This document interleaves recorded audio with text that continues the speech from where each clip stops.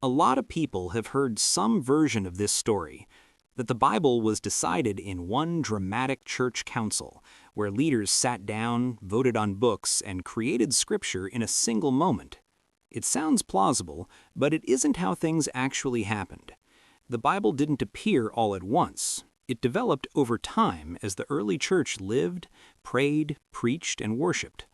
What eventually became the New Testament was recognized gradually, not invented suddenly. To understand how this started, we have to picture what Christian worship looked like in the 2nd century. Christians gathered in homes, not cathedrals. When they came together, someone would read from Scripture, just as in Jewish synagogues.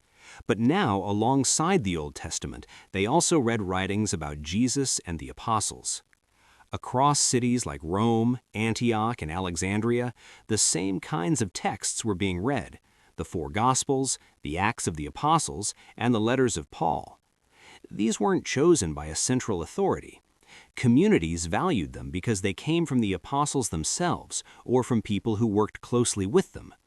By around AD 170, we already have a surviving list called the Muratorian Fragment that includes most of the New Testament books we recognize today and excludes others. That tells us that Christians were already distinguishing between writings that belonged in church and those that didn't. In the 3rd century, the scholar Origen described 3 categories of Christian writings: books that everyone accepted, books that some debated, and books that were rejected. That shows a church carefully discerning, not guessing. By the 4th century, Christianity was no longer illegal, and churches could communicate more openly. By this point, the shape of the New Testament was already mostly settled. In AD 367, Athanasius, the Bishop of Alexandria, wrote a letter to his churches for Easter. In it, he listed the 27 books that we now call the New Testament and said that these were the books to be read in church. Shortly after that, regional councils at Hippo and Carthage affirmed the same list. These councils did not create the Bible. They confirmed what was already being used across the Christian world. We also know that early complete Bibles, such as Codex Sinaiticus, already contained this same collection of books. That tells us the canon was already in place before any official declaration. There is an important point here that often gets missed. The church came before the New Testament. Christians were worshiping, baptizing, and celebrating the Eucharist before any gospel was written. The apostles taught first by preaching. Their writings came later. That is why Paul tells believers to hold fast to what they received, whether by word of mouth or by letter. Scripture and tradition were never meant to be separated. The same church that preserved the apostles' teaching also preserved their writings. Without the church, there would be no agreed-upon Bible.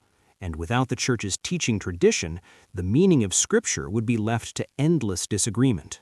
The Bible is not a single book.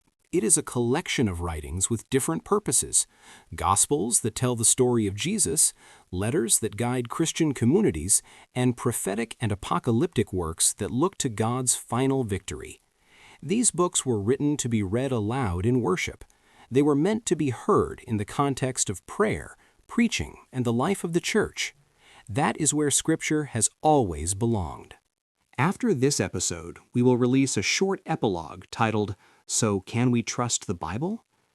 In it, we will look at how these books were copied, preserved, and translated across the centuries, and how we can be confident that what we read today faithfully reflects what the first Christians handed on.